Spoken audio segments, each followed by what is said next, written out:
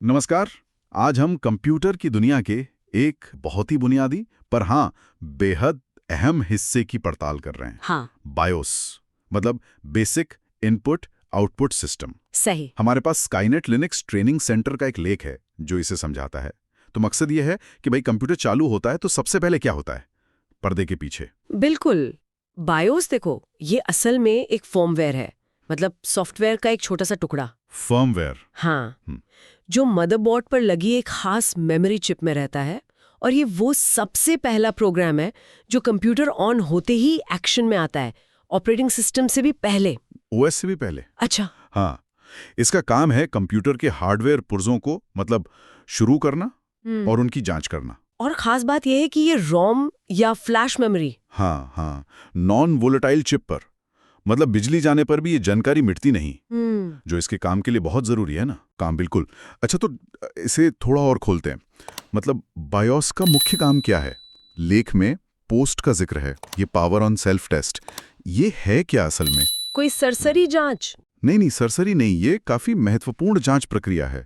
देखो, पोस्ट के दौरान बायोस फटाफट चेक करता है कि जो जरूरी पुर्जे हैं, जैसे सीपीयू ठीक से चल रहा है, रैम कितनी लगी है और क्या वो सही से काम कर रही है, कीबोर्ड जुड़ा है या नहीं। मतलब समझ लो कि मेन शो शुरू होने से पहले एक तरह की हाजिरी और हेल्थ चेकअप। अच्छा, हेल्थ चेकअप जैसा। हाँ। और अगर इस दौरान कोई बड़ी गड़बड़ मिलती है, मान लो रैम ठीक से नहीं लगी, तो स्रोत में बताया है ना, वो अजीब सी बीप की आवाजें। अरे हाँ, वो बीप कोड्स, वो तो सुने बड़े परेशान करते हैं कभी कभी। हाँ, अलग अलग पैटर्न की बीप अलग अलग प्रॉब्लम बताती हैं। ठीक है, तो मान लीजिए पोस्ट हो गया, सब ठीक ठाक है। इसके बाद फिर ओएस तक कैसे पहुंचता है कंप्यूटर? बूट लोडर का जिक्र था लेख में। बिल्कुल सही।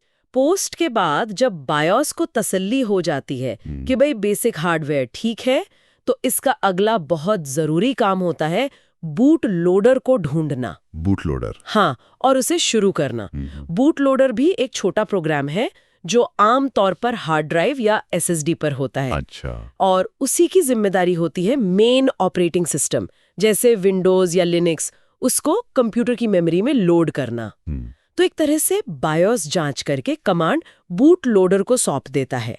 ये समझ आया। पहले बायोस ने जांचा, हाँ। फिर बूट लोडर को जगाया, फिर बूट लोडर ने ओएस लोड किया। ठीक। हाँ। अब स्रोत ये भी बताता है कि हम लोग मतलब उपयोगकर्ता वो भी बायोस से इंटरैक्ट कर सकते हैं। ये कैसे होता है और इसकी जरूरत क्यों पड़ेगी किसी को? ये तो बड़ा टेक्निकल सा लगता है। हाँ, अच्छा सवाल है। देखो, कंप्यूटर चालू होते ही स्क्रीन पर अक्सर एक मैसेज आता है ना कि कोई खास बटन दबाओ, जैसे डेल F2 F10 या एस्क। हाँ हाँ, आता है। फटाफट चले लाता है कई बार। हाँ, वही। वो बायोस या आजकल UEFI सेटअप में जाने के लिए होता है। इस सेटअप यूटिलिटी के अंदर जाकर आप कुछ बुनियादी सेटिंग्स बदल सकते हो। क्या सेटिंग्स? जैसे सिस्टम की डेट और टाइम। पर उससे भी ज्यादा जरूरी है बूट ऑर्डर या बूट प्राथमिकता तय करना। बूट ऑर्डर मतलब कंप्यूटर किस डिवाइस से पहले स्टार्ट होगा, हार्ड ड्राइव से या? हाँ, बिल्कुल। इसका फायदा देखो, इसके कई फायदे हैं और ये बहुत काम का है। मान लो आपको नया ऑपरेटिंग सिस्टम इंस्टॉल करना है, जैसे लेख में लिनक्स का उदाहरण था ना। हाँ, यूएसबी से। हाँ, यूएसबी ड्राइव से इंस्टॉल कर रहे हो, तो आपको बायोस या यूएफआई में जाकर बताना होगा कि कंप्यूटर हार्ड ड्राइव के बजाय पहले यूएसबी ड्राइव से बूट करे। अच्छा, ताकि वो यूएसबी से इंस्टॉलेशन शुरू कर सके। सही पकड़ा।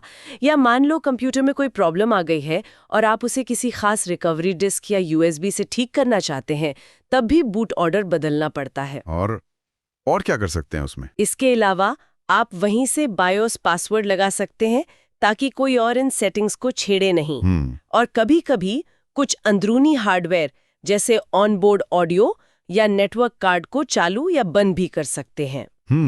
तो अगर हम इन सब बातों को मतलब एक साथ देखें तो ये छोटा सा फर्मवेयर इतना जरूरी क्यों है? आपने हार्डवेयर शुरू करने, बूट मैनेजमेंट और ट्रबल शूटिंग की बात की। हाँ, देखो, इसका महत्व हम कुछ पॉइंट्स में समझ सकते हैं। पहला, हार्डवेयर इनिशियलाइजेशन। ये पक्का करता है कि ओएस शुरू होने से पहले ही कीबोर्ड, माउस, डिस्क ड्राइव जैसे जरूरी हार्डवेयर तैयार है, पहचाने जा चुके हैं। जैसे ऑर्केस्ट्रा शुरू होने से पहले सब साजिंदे तैयार। क्या बात है, बिल्कुल सही उदाहरण। दूसरा, बूट मैनेजमेंट। ये स्टार्टअप प्रोसेस को दिशा देता है, तय करता है कि ओएस कहाँ से लोड होगा, hard drive, SSD, USB, network से, ये इंस्टॉलेशन, मल्टी बूट, मरम्मत सबके लिए जरूरी है। और तीसरा, ट्रबल शूटिंग वाला। हाँ, ट्रबल शूटिंग। अगर शुरुआती जांच में ही कोई हार्डवेयर फेल हो जाए तो ये बीप कोड या स्क्रीन मैसेज से चेतावनी देता है। इससे प्रॉब्लम ओएस लोड होने की कोशिश से पहले ही पता चल जाती है। और चौथा, वो यूजर कॉन्फ़िगरेशन। बिल्कुल, यूजर कॉन्फ़िगरेशन। ये यूजर को सिस्टम की कुछ बुनियादी सेटिंग्स को हार्डवेयर लेवल पर बदलने की सुविधा देता है। तो ये वाकई में कंप्यूटर के फिजिकल पुर्जों और कॉम्प्लेक्स ओएस के बीच एक मजबूत पुल का काम करता है। तो एक तरह का गुमनाम स्टेज मैनेजर है जो देखता है कि पर्दा उठने से पहले सब रेडी है। हाँ, कह सकते हैं। दिलचस्प। लेकिन बायोस जितना मौलिक है उसकी अपनी कुछ सीमाएं भी तो थीं, है ना? शायद इसीलिए यूईएफआई आया, लेख में उसका भी जिक्र था। बिल्कुल सही कहा। पारंपरिक बायोस की कुछ लिमिटेशंस थीं, जैसे वो बहुत बड़ी हार्ड ड्राइव्स को ठीक से सपोर्ट नहीं कर पाता था, उसका इंटरफेस टेक्स्ट वाला होता था, है ना? बूटिंग थोड़ी धीमी थी। हाँ, वो नीला या ग्रे स्क्रीन। हाँ, वही तो। UFEI यानी यूनिफाइड एक्सटेंसिबल फर्मवेयर इंटरफेस, वो इसका मॉडर्न उत्तराधिकारी है। इसमें ज्यादा अच्छा ग्राफिकल इंटरफेस है, बूट टाइम तेज है, सिक्योरिटी फीचर्स बेहतर हैं जैसे सिक्योर बूट। अच्छा। और बहुत बड़ी हार्ड ड्राइव्स के लिए सपोर्ट भी। तो हार्डवेयर शुरू करने का मूल सिद्धांत तो वही है, पर UFEI उन सबकों पर बना है जो बायोस से सीखे गए। ये एक बड़ा डेवलपमेंट है। तो चाहे बायोस हो या उसका नया रूप यूएफई, ये हमारे कंप्यूटरों की वो जरूरी नींव है जिसे हम अक्सर नजरअंदाज कर देते हैं। निश्चित रूप से ये वो आधारशिला है जिस पर बाकी सब कुछ टिका है। तो आज की चर्चा को यहीं खत्म करते हुए एक सवाल छोड़ जाते सोचने के लिए। आज के टाइम में जहां कंप्यूटिंग की परतें बढ़ रही हैं, वर्चुअलाइजेशन है, क्राउड सिस्टम्स है, वहां इस बुनियादी फर्मवेयर की भूमिका भविष्य में और कैसे बदल सकती है? क्या इसका महत्व कम होगा या बस इसका रूप बदल जाएगा ऐसे तरीकों से जो हमने भी सोचे भी नहीं? सोचने वाली बात है। अगली बार तक के लिए अलविदा।